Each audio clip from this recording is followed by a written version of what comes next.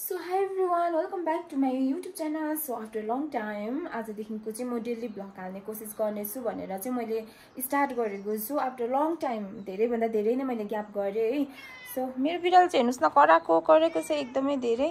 यो चाहिँ म जहाँ गए त्यो हुन्छ नि त. अनि त्यो भएको कारणले चाहिँ अनि सो गाइस मलाई फेरि पनि पहिला जसरी तपाईहरुले मलाई युट्युबमा सपोर्ट गरिराख्नु भएको थियो मेरो फेसबुकमा है. फेसबुकलाई त मैले त्यस्तो धेरै प्रायोरिटी दिएको थिइनँ, तर फेरि युट्युबलाई चाहिँ एकदमै धेरै दिइराखेको थिएँ. लगभग 10 एबभ होला, 10k एबभ 10.8k छ जस्तो लागेछ. मैले त्यो पनि हेर्न पाएको छुइनँ, यति धेरै बिजी है. अन्त सो अब चाहिँ म डेली भ्लग हाल्ने कोसिस गर्नेछु. अनि आजदेखिको चाहिँ अन्त किनभने मलाई नै एकदमै नरमाइलो लाग्यो है. अनि मेसेजहरु पनि आउँछ है. अनि अस्ति त भिडियो हाल्नु न त यस्तो उस्तो है. अब त्यस्तै हुन्छ है. अनि सो आजदेखि चाहिँ म जति सक्दो भिडियो हाल्ने कोसिस गर्नेछु गाइस है. सपोर्ट गरिदिनु होला. अन्त म चाहिँ भर्खर अब आएदेखि चाहिँ नुहाएर किन नुहाएको भन्दाखेरि चाहिँ किन नुहाएको नुहाउनु त पर्छ हैन. तर म भोलि चाहिँ नेपाल जाँदैछु. नेपाल भन्नु चाहिँ जन्ती भएर जाँदैछु नि त. अस्ति नै मग्नी भएको छ मेरो दाजु हुनुहुन्छ, कजन्स. अनि उहाँको बिहाको तयारी भइरहेको छ है. अनि सो यहाँदेखि सायद घर पनि देख्छ होला, म तपाईहरुलाई देखाउँछु ल.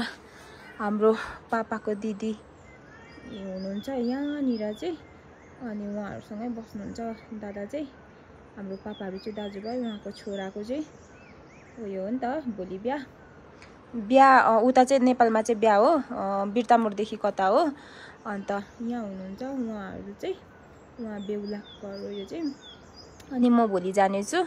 अनि सो गाइस चाहिँ अन्त आजदेखिको चाहिँ म डेली भ्लग हाल्नेछु. भोलि नेपाल गएको पनि हाल्नेछु. अनि बेहुला बेहुलीको पनि देखाउनेछु है. अन्त हाम्रो बुवाको लागि चाहिँ हामीले नै जति सक्दो हामीले नै सबै कुरो गरिदिइरहेको छौँ हाम्रो फ्यामिलीबाट है.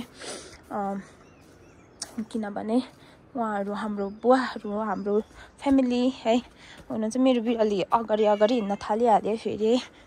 अन्त मैले एन्जेलिया पनि भर्खर रोपेको यो कलरको थिएन. ए पापा आइपुग्नु भएछ त पापा. उयो ल्याइदिनु भयो स्प्राइट. ए दिनुभयो भाइहरूलाई. हाम्रो पापा फेरि अहिले आउनु भएको बुवाको सामानहरू लिएकिन बिहाको लिस्ट हो पापा त्यो चाहिँ. ए यो मेरो लिस्ट हो, बिहाकै लिस्टहरू सबै यहाँ हुँदै गर्छ. अन्त यहाँनिर चाहिँ भाइहरू आइराख्नु भएको छ. यहाँनिर जुलापी पोल्नु. ए खोइ भाइहरू त छैन रहेछ. यहाँनिर चाहिँ जुलापी यति पोलिरहेको छु. यो पनि लानुपर्ने बिहाको लागि. अन्त जुलापी पोल्दैछु म. अब यसको लागि प्याकिङ पनि गर्नुपर्छ. भाइहरू कता जानुभयो त? उहाँहरू त कता जानुभएछ ल गाइस. अब चाहिँ मलाई म डेली भ्लग हाल्ने कोसिस गर्छु. मलाई चाहिँ सपोर्ट गरिदिनुहोस् होला. हेर्नुहोस् न गाइस, म यहाँ आएर बसेको होइन. ए यहीँ आइराखेको छ. यस्तो छ यो हो, यस्तो छ यो. म जहाँ गयो त्यहीँ अचम्म लाग्छ मलाई. मलाई साह्रै माया गर्छ यसले. मलाई एकछिन पनि छोड्दैन. हाइजेडे किन नछोड्नु भएको? अब जुलापी प्याकिङ गर्छु गाइस. बसेर त हुँदैन हैन. छोड आया आइज.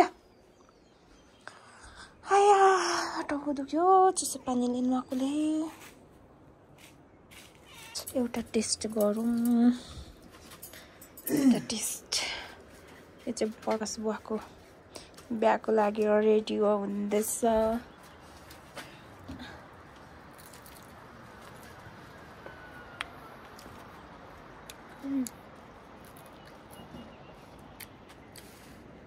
मिठो छ.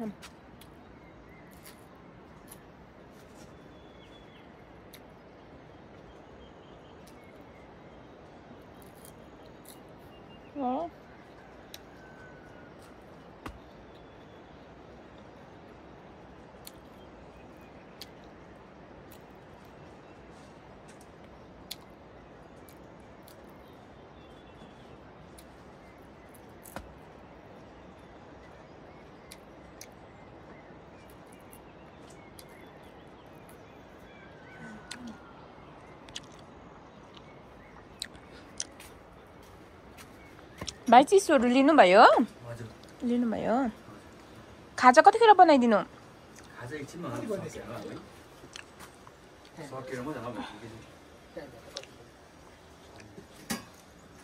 साढे 2 हुनु लाग्यो त सकेर हुन्छ हुन्छ भन्नुहोस् ल सक्नु लाग्दा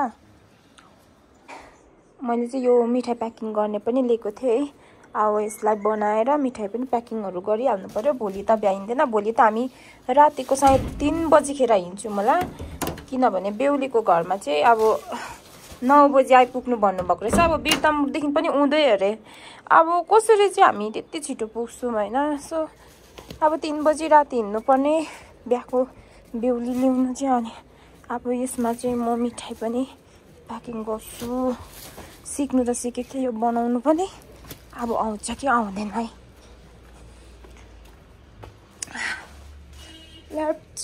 गाइस भाइहरूलाई खाजा बनाइदिनुको लागि म चाहिँ धनियाँ टिप्नु आएको छु जुलपी बनाउनु आउनु भएको छ नि त भाइहरू खाजा त दिनै पर्यो अनि मामुको दोकानबाट 3टा वाइ निकाले अब धनियाँ लगाएर मजाले खाजा बनाइदिन्छु गाइस हाम्रो बारी चाहिँ यहाँ रोड छ यहाँ यो बारी चाहिँ हो फेरि मलाई चाहिँ यस्तोमा भएको बारीहरू साह्रो मनपर्छ नि त चाहिँ बजार जानुभएको थियो मासु लिएर आउनुभएछ सुँगुरको रहेछ दिक्कुले चाहिँ के किनिदिनु भएको अरे के को सुँगुर हो कि क्या हो बिचारा दिक्कुले चाहिँ किन किनिदिनु भएको अरे है बिचारा माया लाग्दो जुलपी प्याकिङ गर्नको लागि भाइहरूले कभर बनाउँदैछ यतातिर पनि अब गाइस हामी चाहिँ मिठाई प्याकिङ गर्ने है यत्रो छ यहाँ पनि यहाँ यत्रो छ यहाँ चाहिँ हामीले मिठाई पनि प्याकिङ गरिसक्यौँ है भोलिको लागि चाहिँ अब भोलि लगेर जानु मात्रै छ सो गाइस भोलिको रेडी गर्दा गर्दै यहाँनिर चाहिँ रात पनि परिसकेको छ है अब पापा यहाँको लाइट अन गर्नुपर्छ पापाहरूको रुमबाट छ नि त लाइट अन गर्नु चाहिँ यहाँ यतापट्टिको चाहिँ अनि रात पनि परिसक्यो सो गाइस प्याकिङहरू पनि गरिदिइसकेँ मैले अब चाहिँ म चाहिँ हाम्रो नना भेनाको घरबाट निस्केर जानुपर्छ नि त अन्त उहाँहरूको लागि पनि मैले म त्यहाँबाट निस्किँदाखेरि मिठाईहरू लानुपर्छ सो त्यसको लागि म प्याकिङ गर्नेछु अन्त प्याकिङ गर्छु अन्त सो गाइस आजको लागि चाहिँ यो ब्लग यतिमै इन्ड गर्दछु so guys stay tunes by by